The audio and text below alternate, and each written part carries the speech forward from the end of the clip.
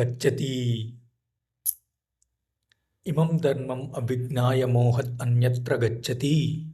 గచ్చన్ ప్రేత్య శుభాం యోనిం అనేన సహా ముహ్యతి. అంటే ఈ ధమ్మాన్ని అర్థం చేసుకోకుండా భ్రమ వల్ల ఇతర మార్గాలకు వెళ్ళేవాడు మరణానంతరం పుణ్యలోకాలకు వెళ్ళినా అక్కడ కూడా భ్రమలోనే ఉంటాడు. ఈ విభాగం సుహృలేఖలోని మేధోపరమైన శిఖరం, శూన్యత, క్షణికత్వం మరియు ప్రపంచం యొక్క మాయా స్వభావాన్ని నాగార్జునుడు ఇక్కడ విడమరిచి చెప్పాడు.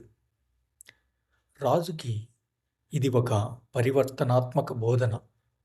తన రాజ్యం, సంపద, అధికారం అన్నీ ఒక కల వంటివని, అవి నిరంతరం మారుతూ ఉంటాయని గ్రహించిన రాజు అహంకారం లేని కరుణాభరితమైన పాలనను అందిస్తాడు.